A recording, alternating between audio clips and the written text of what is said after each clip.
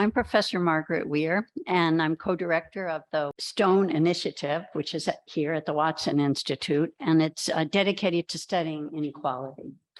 So we have a number of different activities, and one of them is undergrads who have done a project doing a variety of different interviews with people who have either written about inequality or have had public roles related to inequality or made a film about inequality. So we're gonna have a discussion, and you are welcome to join in the discussion about what they found through the interviews that they did. Before we do that, I was going to ask Alberto to tell us about the other activities that might be of interest to you. They're on Zoom. Maybe you're tired of Zoom by now, but they're very accessible. Yes, for sure. So we have two upcoming events in the next month or so. So the first one is next week, September 27th. It's a discussion with Professor Megan Ming Francis titled How to Capture a Movement, Politicians, Philanthropists, and the Fight for Racial Justice. As Margaret said, it'll be on Zoom from 4 to 5:30 p.m. You can find the registration link on our website. So if you just Google Stone Inequality Initiative Brown, you should be able to find that. And then the next event that we have is our October event on the 19th. This is with Rachel Sherman, titled Class Traders, 1%ers for Radical Redistribution. And that's also similarly for 4 to 5:30 p.m. on Zoom. Details on our website. Yeah. Stone Inequality Initiative Brown. She interviewed people who inherited great wealth, but who have renounced it. And what are they called? Class traders.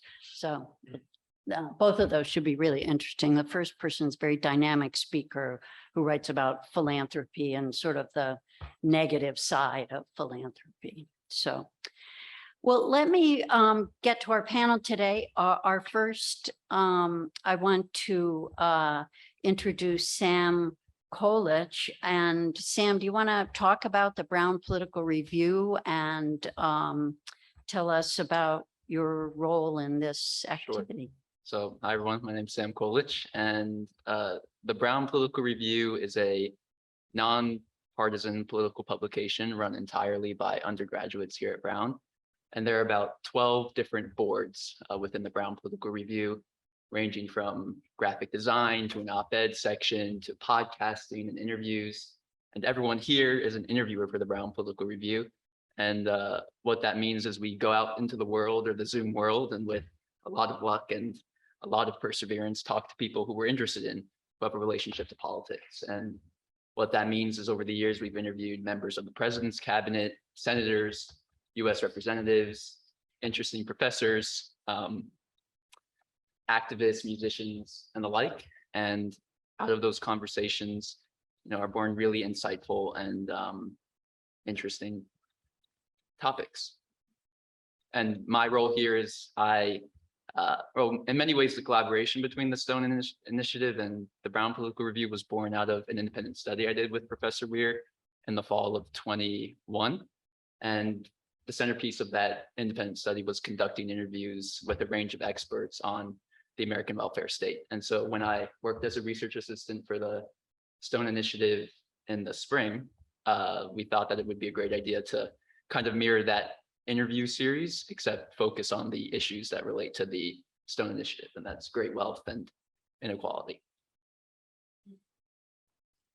Fantastic. So the way we're going to work today is I am going to pose a question, and then each of you will answer the question sort of in turn, and then we'll open it up after each question. So it's not so we want to make it a little bit more of a conversation.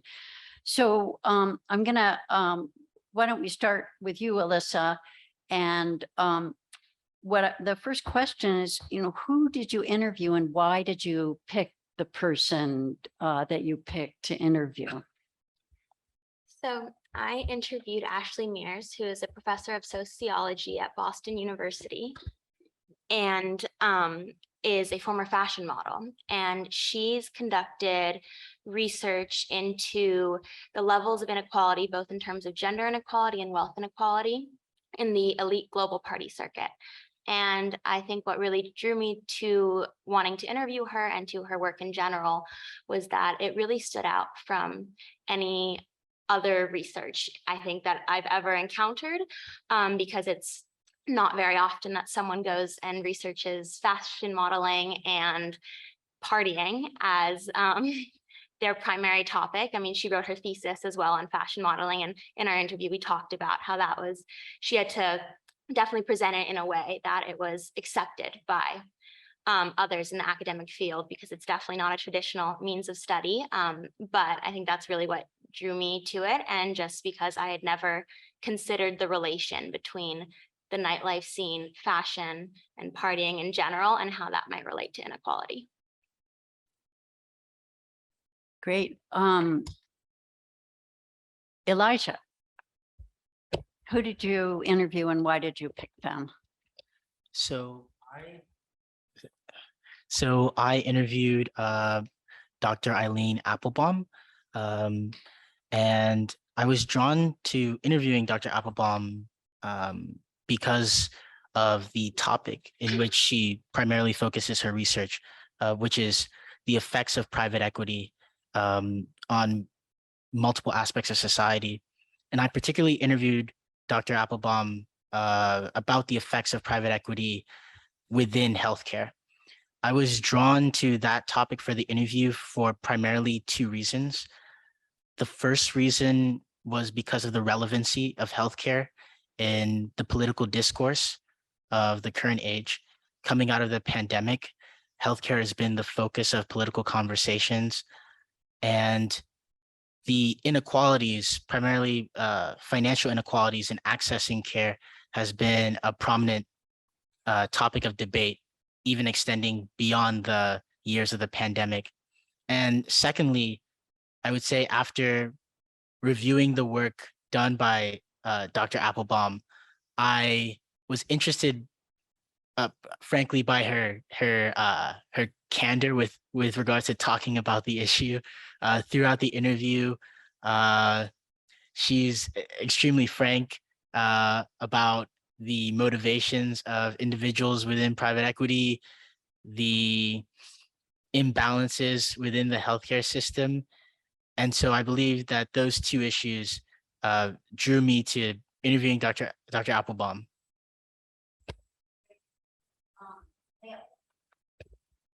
Yeah. Excuse me.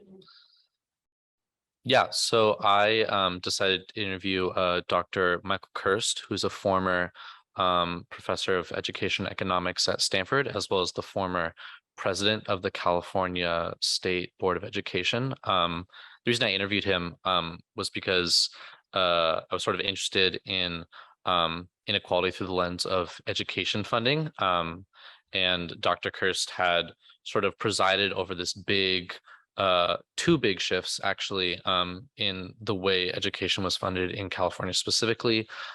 First in the 70s, when the state essentially outlawed property taxes, which is like one of the primary ways that every other state in the country funds education, and California just does not have that anymore. And so when he was on the board, on the State Board of Education in the 70s, he sort of presided over that, observed that shift. And then several decades later, in 2013, once again, he was the president of the State Board of Education, and he presided over another funding shift, which changed the funding formula for how money was allocated to school districts around the state.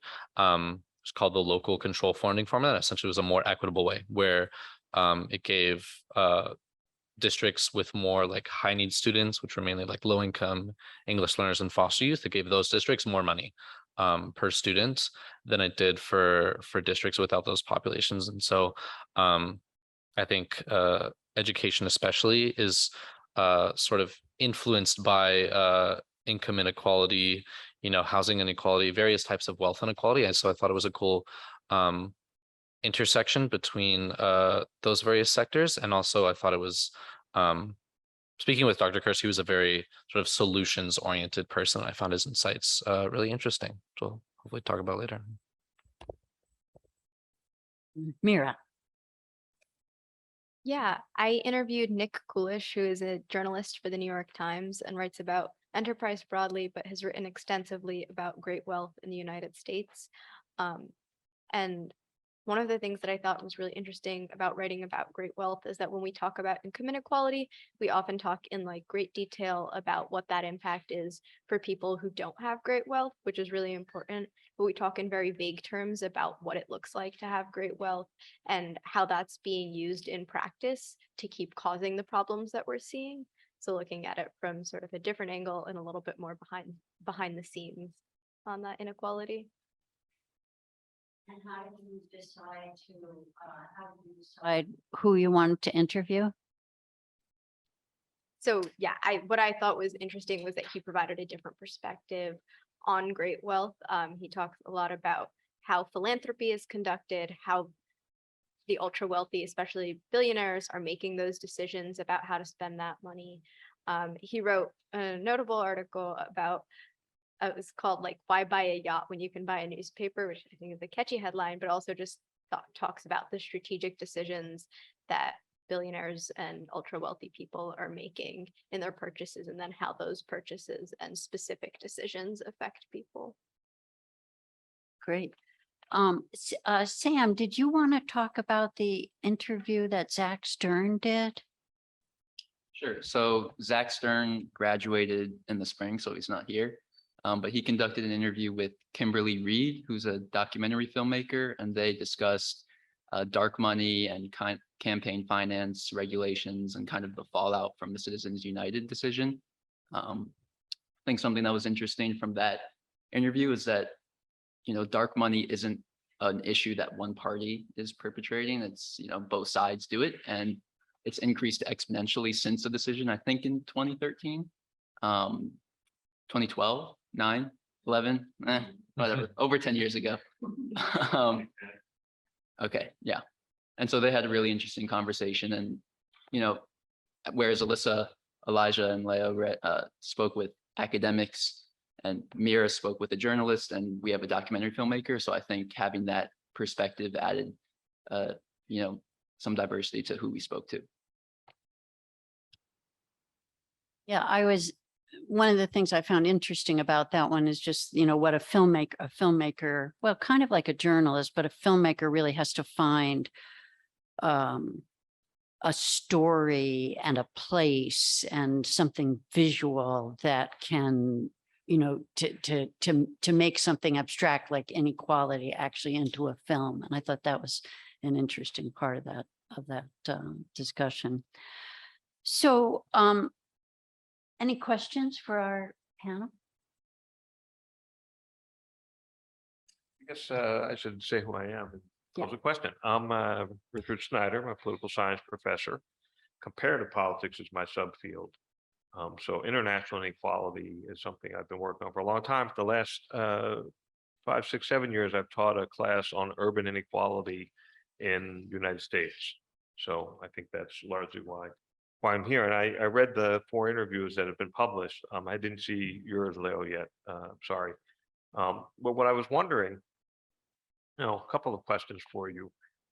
First, like who else would you like to interview? Taking this forward, but also are there researchable themes, issues, questions that come from your interviews? I think there are. I'll give you an example. I guess it was Elijah's interview, Mira's interview with the New York Times journalist, Kolitch, right? Yeah.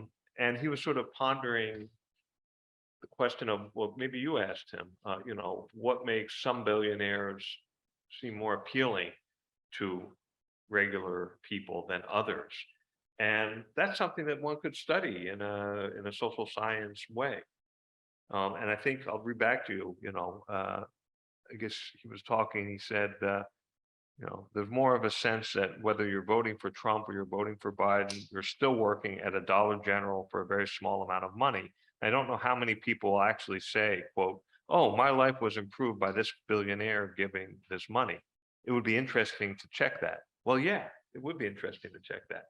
One could imagine researching. So I wonder if from your interviews, the rest of you, if you have any themes that you see as being researchable.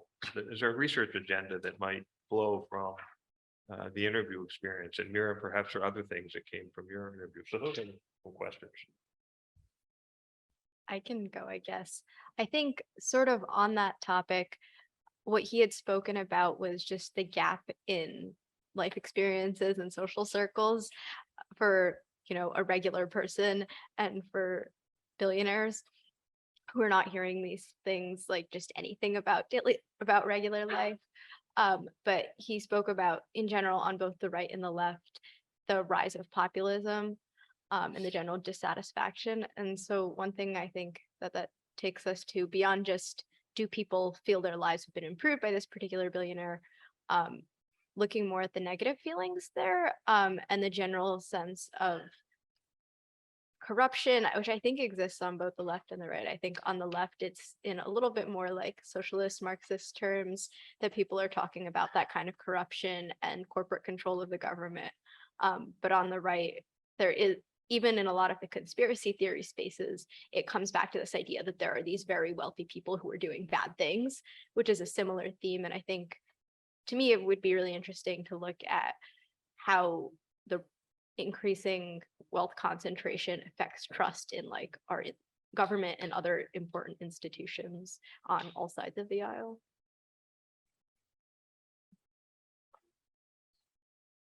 Any other thoughts? Yeah. I can go. I mean, she touches on this in her work, Professor Mears does, but it's not a focus, is the way in which the behavior she talks about in the nightlife world kind of is proliferated and mirrored in other pockets of society, from college campuses to more local social settings. And I think just that proliferation and the different ways and different types of this behavior that might exist just throughout the world, I think a lot of it is so normal that we almost turn a blind eye to it. And I think that there is definitely so much there to be explored through the lens of her research, but applied to other various settings. Something that I found interesting in that interview, kind of parenthetically, she said that partying stuff that she describes in the book, you guys should read this book. It's kind of insane. It's about rich guys and how they get flown to exotic places to party with girls that are brought in, but they're not prostitutes. They're too high class to be prostitutes. And it's part of some whole, I don't know, what is it? Part of some male bonding thing? But the thing that I found interesting related to inequality, in a way, she suggests that there's always it's about status. People always want to have status. And there's always a sense that being with a beautiful woman is status for a guy. And so that's what it's about. But parenthetically, she said this party scene really started to take off in the early 1990s. And it's just when our, inequality, in a way it started in the 80s, but it really starts to fan out in the 90s. And it caught my eye. And I thought, that's interesting, because it makes sense that when you have a more equal society, yeah, there'll probably be, there'll always be some, she's right in that sense, there'll always be some version of this, but there's something about our extreme inequality that leads it to being, leaking over into private islands and, the extreme abuse of like a Jeffrey Epstein. What I thought what I thought was also very interesting was the notion that it may be an unequal exchange, highly unequal, but it's still an exchange. And the young women get value out of it. And she made the point, the sociologist that you interviewed, that perhaps they get more value now with Instagram. You go on with your, to an event with your camera out, taking pictures, and you post it. And that may reaches a much wider audience than it used to. And then it was fascinating, the last question or penultimate question, where she mentioned that a mother had written to her, had read her book and said, I've got a 20-something-year-old daughter in New York who is sort of living this hostess whatever Mhm. lifestyle, what do you recommend? And the answer was, well, make sure she's safe, but tell her to exploit it. Get all she can in terms of building her Rolodex. You know what Rolodex is? You guys ever seen a Rolodex? No, but you know what it is. Okay. You ever even have it? No. Expand your network, grab the cultural capital and social capital that's available to you in the network of rich, privileged guys that you're interacting with. So I thought that was interesting. Yeah, definitely. And I think one thing she does say kind of in conjunction with that was to be aware of the system you're perpetuating. And with that awareness, go in and see what benefits you can draw from it. And I think I do agree with her in that sense, in that when we exist in this reality, it's not something that's gonna be solved with the push of a button or is gonna really go away. We live in this world that has this tremendous amount of inequality, and people who have these, engage in these ostentatious displays of wealth, and that's not just going to disappear. So it's like, if you find yourself within that system, I do think there's a sense in make it work for yourself to the best of your ability. Understand what the system is. Elijah, you're going to say something about a researchable topics? Yes. So I guess to answer the first question of who do I think I would interview if I had the opportunity to interview someone besides Dr. Applebaum, it seems so the topic of private equity in health is such a grand topic. It's very large in the number of actors acting within the healthcare system and the private equity space, that it seems as though, even though speaking to an academic such as Dr. Applebaum provides a general overview as to what that system looks like, it would be interesting to speak to the individual actors acting within that system, to contrast that to against Dr. Applebaum's observations of that system. And I think within the interview, there are three main actors, whereas there's patients, there are physicians, and there are people working in private equity. And large claims are made about all three actors. And so interviewing someone who, maybe anonymously interviewing someone who works in a private equity firm like Cerberus, which is mentioned in the article, that sort of buys physician practices, would be interesting. And then in addition, interviewing doctors who have sold their practices, or who are junior physicians who are working under private equity owned practices, would be another interesting perspective to uncover. And then also potentially interviewing a patient who has gotten a surprise medical bill, and possibly explaining the entire system to that patient, and seeing their reaction to that explanation of the system. How does that impact the way in which they view their doctor? I think those are three interesting relationships that can be uncovered with multiple interviews. And then with regards to a researchable topic, there was a very bold claim made in the article, in which Dr. Applebaum essentially claims that under physician-owned practice, or under practices that are owned by private equity, physicians feel obliged to prescribe more or to test more, which is a very significant claim, because if it is true, then there are very significant ethical questions at play as to sort of the role of physicians within these private equity owned physician practices. And an interesting researchable topic would be to actually see if, quantifiably, to see if it's actually true. Do the number of tests go up in an individual patient interaction? Are prescriptions, of the magnitude of prescriptions increasing when compared to physician practices that are owned completely by physicians versus those physician practices that have monetary interests tied to private equity? Really excellent. I mean, what you're doing is sort of thinking about we could call it a policymaking arena, but it's not policy. It's, the stakeholders in this arena. I would maybe think, I would add perhaps maybe hospital administrators. Maybe also the association, medical association. I wonder what the AMA thinks about all of this. Nurses associations, nurses as well. Have any of you read this book, The Myth of Private Equity by Jeff Hook, that she says anyone thinking about private equity as a career needs to read? I have not. It's too late for me. My career choice is made, but I don't know about you. You all. Yeah, I can still go into private equity. Yeah, right. The one thing that struck me was how would it presented if you talk with private equity folks and present them the opinion that what they're doing, and I'll quote from your interview, it was just unconscionable. This is the example of gobbling up indebted hospitals in small town, rural areas, and safety net hospitals, which really impacts vulnerable communities, white and of color, in the rural U.S. and in cities as well. And she says it's unconscionable. How would a private equity person respond to that? How would they?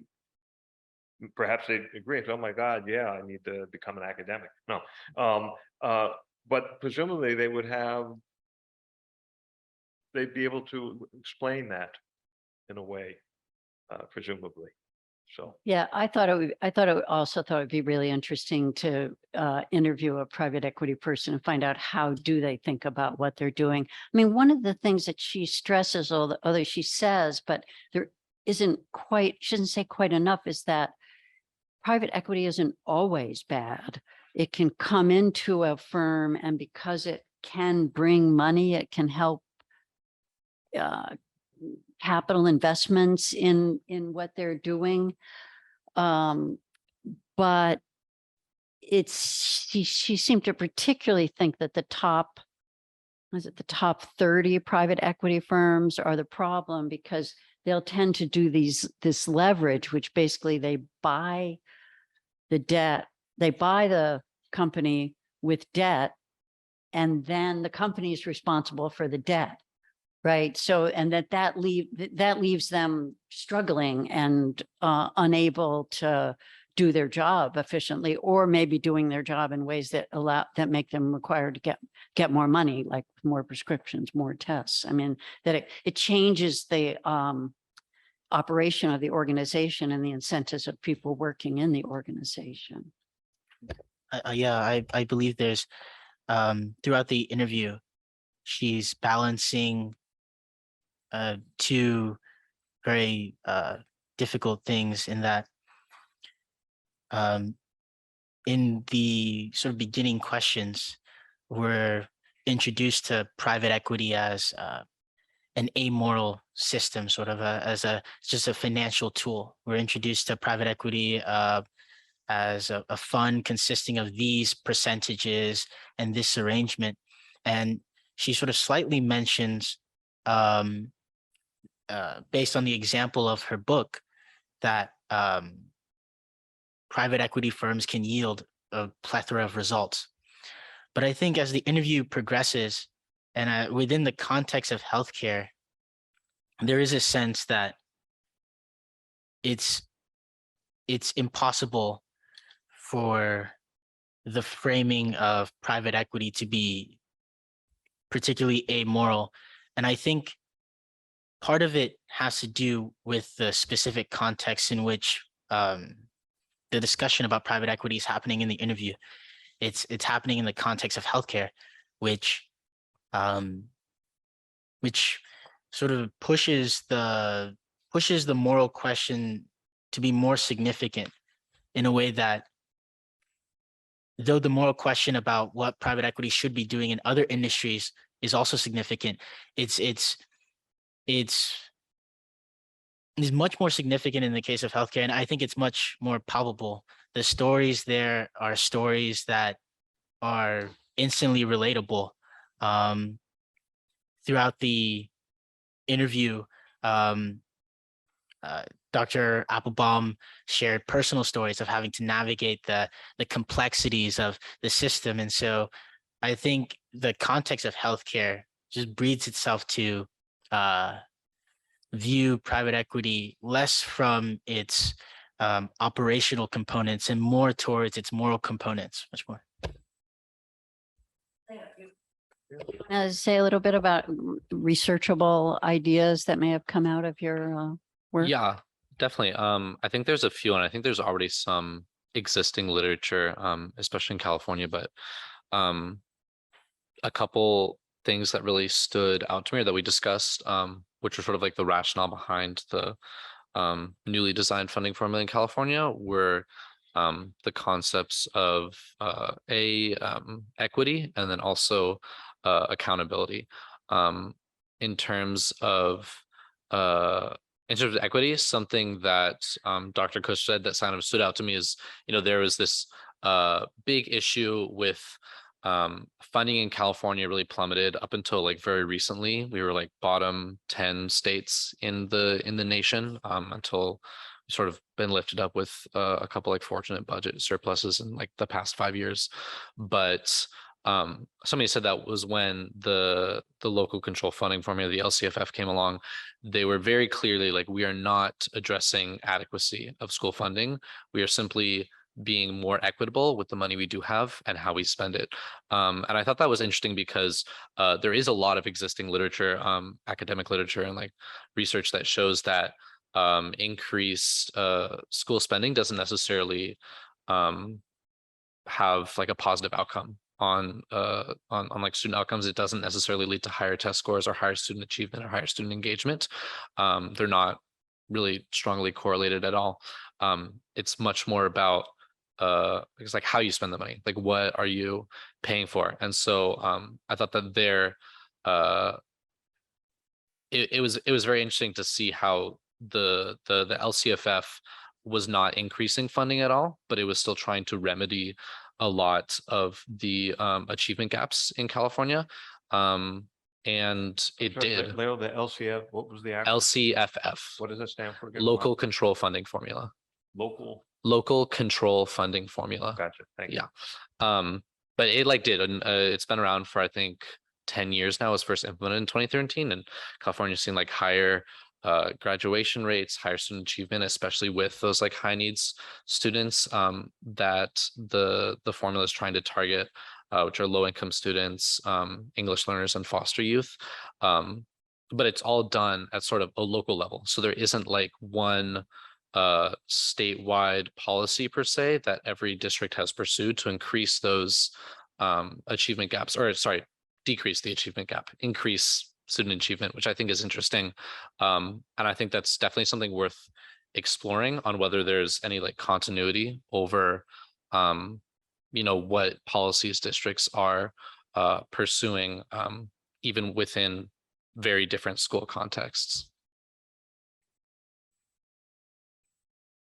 Mira, did you want to say something about? You've already said something about additional reserve. I'm forgetting where we're going. Those are, I think those are all really interesting ideas. You guys want to weigh in?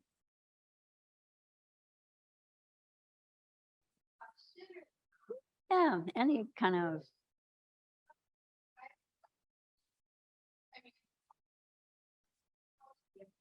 You want to say maybe who you are, with your name, concentration, something like that?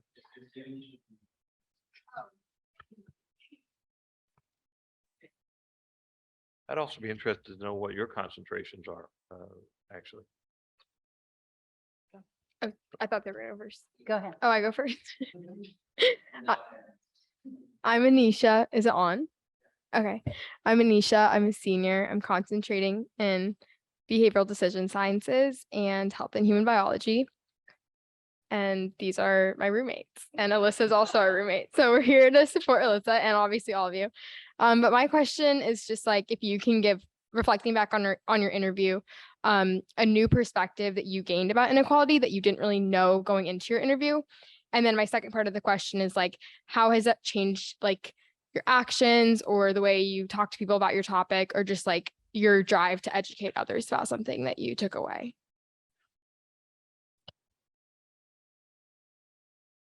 I think in general, I had Oh, yeah. My concentration on a separate note is international and public affairs on the development track.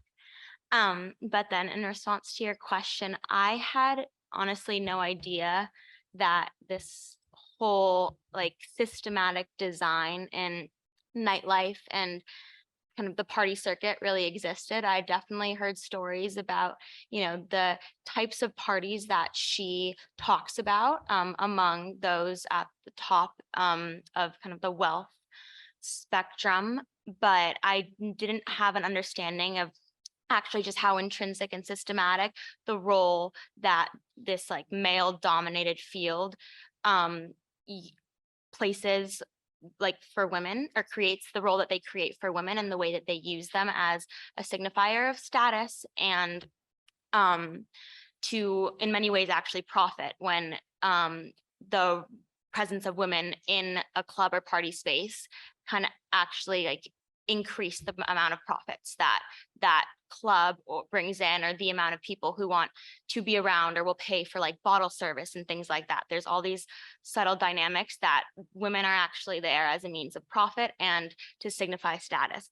And I had no idea that that was actually like a practice that people exhibited. I had an understanding of how, some women may play a role for appearance, it's that just general idea that a beautiful woman on someone's arm, it definitely shows something, but I just had no awareness that there was so many deeper layers to it. I would just thinking about that too. I mean, the other thing about it is that, it contributes to this bonding and connections among the men that go to this thing, and they bring that back to their offices, right? So, a lot of, especially, the financial world, things work on connections and who do you know and what your network is.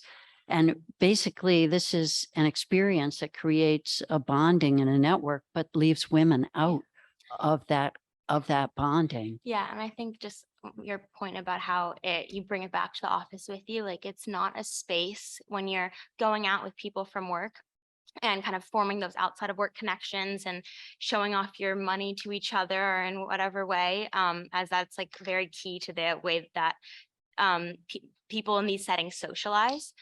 It's not a very conducive environment for a woman in the office to participate. So it's in that sense too, not only are women being exploited, the models or party girls, as she terms them, who are brought into the clubs for these purposes, are definitely exploited for the way they look. And, we've talked about how they do get something out of it. It's an exchange, but that they're definitely on kind of the lower end of that exchange, but that there's no role for a woman who is maybe either in a similar position to the men who engage in these practices to create or be part of kind of, because it's in many ways like a brotherhood that gets created. It's a social circle.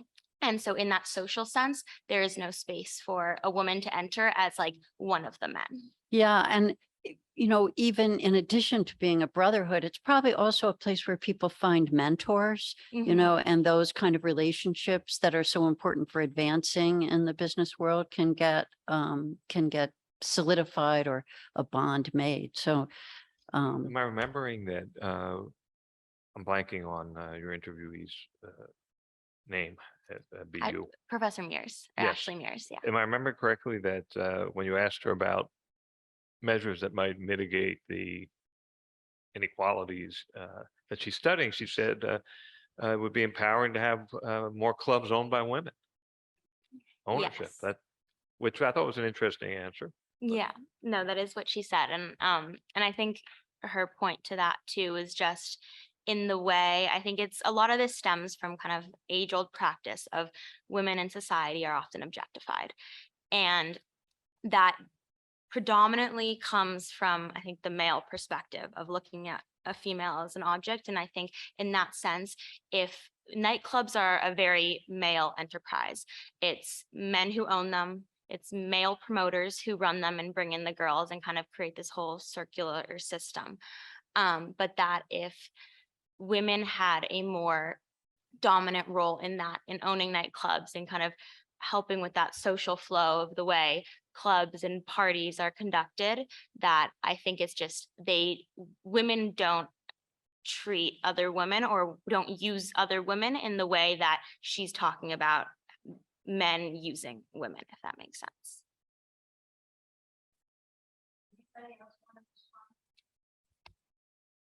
Yeah, just in terms of like, I guess something that it made me realize, or something else that Dr. Kirsch talked about was just like comparing other sort of like attempts at like improving schools. And like we talked a lot about No Child Left Behind, just like a pretty notorious like national and somewhat like failed educational policy. And a big issue sort of talked about the balance between like accountability for schools, but also capacity, and how with No Child Left Behind, there were sort of these like very just like impossible, there were like goals that were impossible to meet that were conditional to funding. And it kind of made me think about just a lot of other sort of like social welfare policies where there's sort of this condition where it's like you have to like do something to like earn this social support,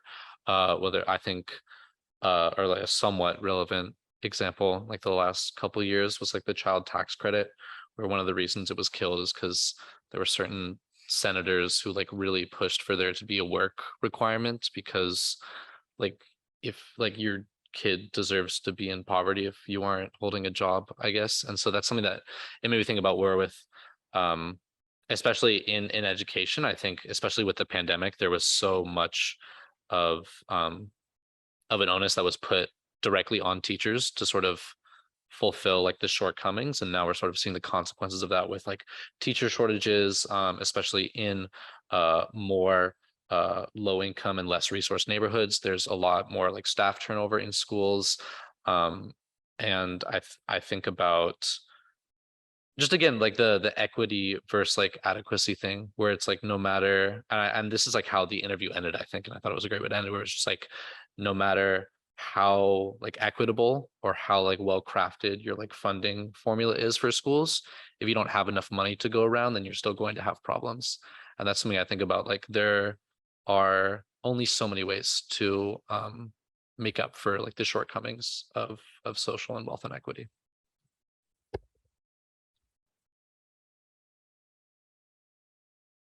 Yeah, I think one of sort of a different way of thinking about inequality, but that we were talking about in the interview, was just great wealth in the public imagination, and how it's a little bit voyeuristic with the way people see celebrities and the ultra wealthy. But there's also this dichotomy between people who are so amazing and living like the American dream, living this wonderful life that people want to have for themselves, versus the people who are seen as evil and out to control people. But either way, it's this very individual look at great wealth. I think obviously in academic circles and discussions about this, it is more systemic, but that when the public talks about it, there is this idea that like Mackenzie Scott specifically is a really generous person, and so like her philanthropy is good, but Jeff Bezos or Mark Zuckerberg is individually evil. And shifting that conversation, not necessarily away from these things, because people do, find some kind of entertainment from looking at celebrity life and looking at wealth in the way that they do, but also shifting it back to the systemic conversation of how did this person get all of that money in the first place? So it can be very cool that this person is doing whatever they're doing with their money, that they are going to this party, if that's your thing, or that they're giving it away. But still, the first question that we're asking should be, how did they get that money?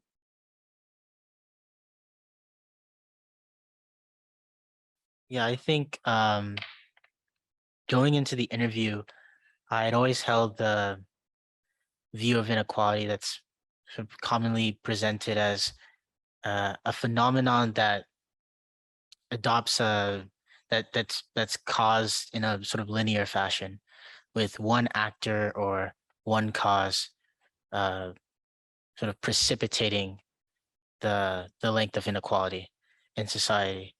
And the complexity of the health system really shifted my view of this, because throughout the interview, it's clear that the inequalities caused by the connection between healthcare and private equity are caused through various motivations that are quite hard to categorize in a simple binary fashion. So, for example, a hospital administrator in a rural town who doesn't have funding coming in will often look to private equity and will not look at it as, or look at the connection between the hospital and private equity as in the sense in which private equity is completely bad, but they'll look at it as this private equity company provides me the funding I need at this moment of time, funding that I don't have access to. And through these different motivations, which some of which you could categorize as morally good, some of which you could categorize as morally wrong, it builds a sort of complex system. So it's very hard, because I think in modern political discourse, it's very easy to place the cause of all problems within the healthcare system at the foot of a single actor. For example, it's very easy to place the cause of dysfunction within the healthcare system at the foot of only insurance companies. And you see this in a lot of the discourse, but it's so complicated that it's sort of humbling to think about it in such a very systemic way.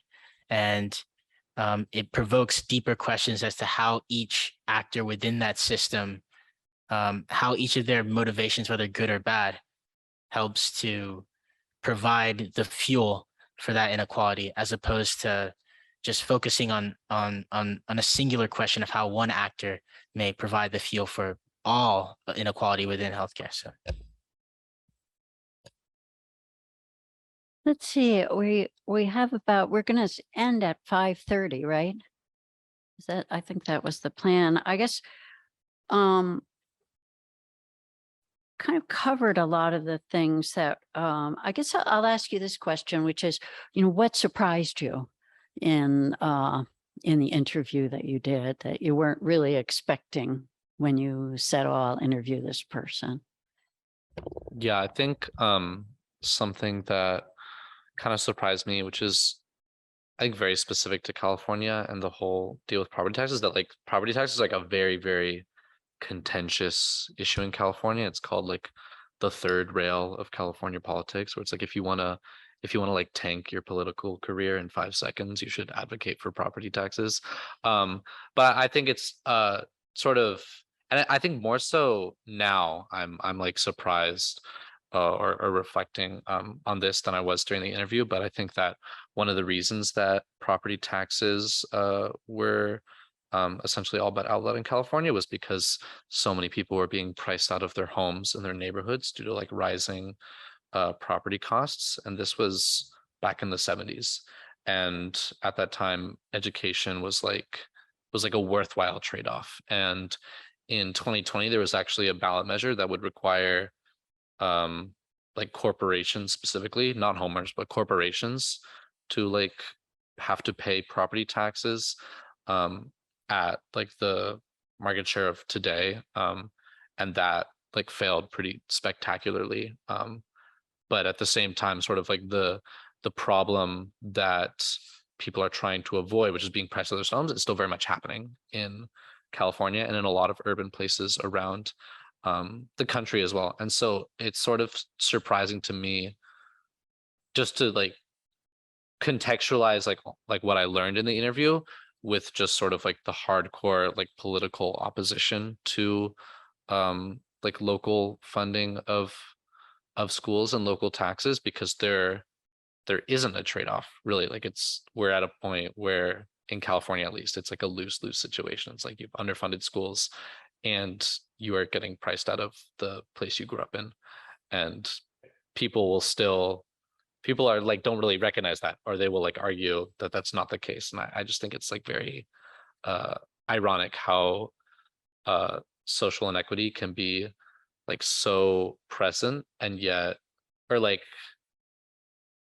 with like data, there can be so much like data that like demonstrates that social inequity is like very pervasive, and yet there's still sort of these like personal attitudes and cultural attitudes that really obstruct any meaningful change.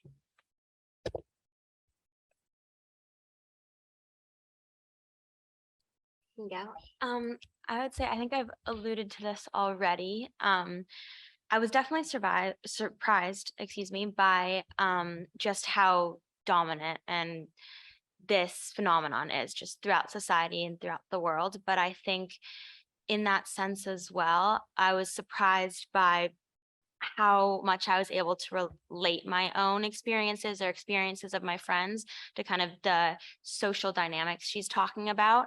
I mean, from, hearing stories of they're only letting girls into this club to I have friends back home, I'm from Los Angeles, who have been invited out by promoters and have, had their nights paid for essentially. And I'd always seen those as very separate events. They had never been connected in my head. And I think it was definitely surprising to find out and discover that there's ties between all of those things. But that it also, I think, gave me a lens to better understand all those separate events as part of just something much, much bigger than I ever could have imagined. Yeah, so I think something that surprised me was the discussion regarding physician practices. And I think it surprised me because I'd always viewed the physician as, or medicine in general, as an autonomous entity within the entire complicated dysfunction of the healthcare system. You would never view the scientific and technical practice of medicine and the physician who is supposed to represent, or the culmination of all the technical expertise, as connected to the entire dysfunction of the system. But certainly the claim made by Dr. Applebaum regarding potential variations in care that can result in from those physician practices owned completely by physicians and those physician practices owned or in some part connected to private equity really surprised me, because it changes the entire paradigm of how you view the physician with regards to inequality in health. Though I think the interview makes clear that it's hard to categorize the motivations of each individual physician. It's clear that even the technical aspect of medicine, the science of medicine, is something that can even be, the technical aspect of medicine is something that can even separate itself from the political and financial aspects surrounding it. And it ties back to the previous discussion we had about the things about inequality, or the perspective of inequality, new perspective of inequality that I gained from the interview, which is viewing inequality as multi-causal, as opposed to viewing its causality in just simply linear terms. Yeah, I have to say, I mean, the thing about every one of the topics that you looked at, every one of the interviews that you did, you can kind of think about how the inequality that occurs within the specific sphere you looked at can kind of ramify out, and influence possibilities for people later. Education, it's obvious. But even in healthcare, I mean, if your rural hospital goes away, if your visit to the doctor is, dominated by the priorities of private equity, your care is going to be less. And that's, I think, in part what's kind of insidious about inequality in a single sphere is that it doesn't usually stay there. It kind of moves out into other domains. Well, I thought just before we stop, I was thinking of the food that should be there at 5:30. Oh, it's downstairs. Okay, okay. We have food for you guys.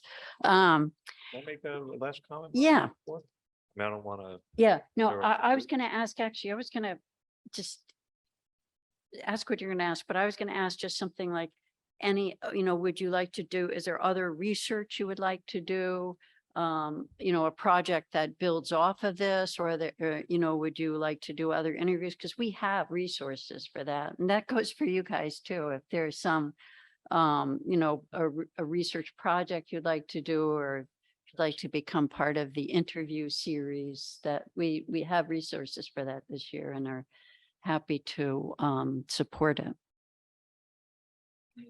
Oh, the Brown Political Review has a rule that we don't interview Brown undergraduates to, ward off, an appearance of conflict of interest. But I think it would be interesting to talk with undergraduates, whether at Brown or elsewhere, because in many ways, college campuses are a microcosm of the wider society that we live in, whether it's, healthcare, education, parties. I don't know how many billionaires are students, but, definitely the kids of them.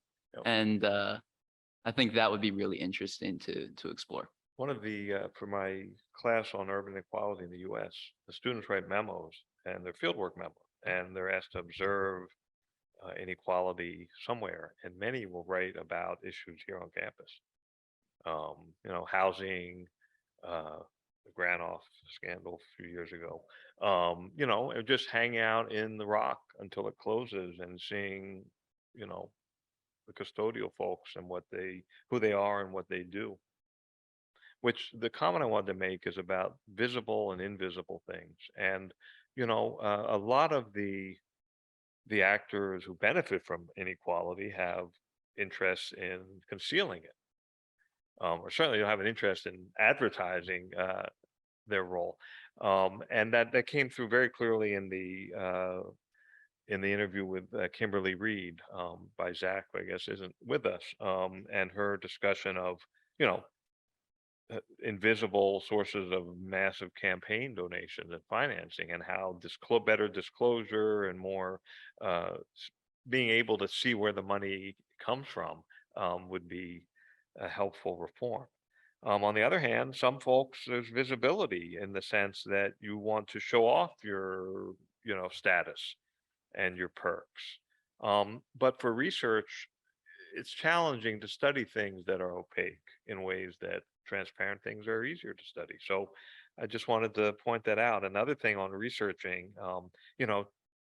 to understand education policy just in California, or healthcare policy. And so, the amount of knowledge and technical, just the financial side of financing medicine in the US, financing education, there's a lot of nitty gritty expertise and knowledge, that one needs to acquire to just get a handle on it. And that's just an observation. I don't know what to say about it. Yeah, from that observation, I would say that, the critical thing for researching it is to find your way in, find an angle, be it, I'm going to look at these three people from these three perspectives, which is your idea, Elijah, or, I'm going to go to a particular place and observe in that place. You can't, and that's, and it can become hard, and you have to keep working at it if you're going to find the things that people want to keep hidden, right? Or the things that are deliberately not as evident. Anyway, we'll stop there. But what I would say is that if any of you are interested in either continuing the interview this year, or if you have ideas for another kind of project that you would like to do, it could be, something where some resources would be helpful. We can certainly have the resources to facilitate that, and we would welcome it. So if you do, we have on our website, is it where you can put, what is the link? What does the link say, Alberto? It says like, you remember? Yeah, so it's essentially just a couple of instructions as to how you should be proposing those projects. So it's essentially just send an email to me with the proposal. We do ask for you to have a faculty to just be sort of co-sponsoring, in the sense that someone that you're working with that will be helping you with the oversight of the project, so that you're not going at it alone. Because obviously we have expertise, but not necessarily in the fields that you're going to be studying. So that's why we want you to be working with a faculty that is more aligned to your research interests. Also, if you have some, ideas and they're maybe not fully fleshed out, feel free to contact, you can contact me or contact Alberto, and we'd be happy to talk to you if there's some, you have some ideas, or, you can't think of a faculty member who might make sense. We'd be happy to talk it over with you and help you flesh out what is sort of a doable project for, maybe over the course of the year or something like that. So thank you. These were great. I thought these interviews were just fantastic, and I learned so much from reading them. So thank you. Great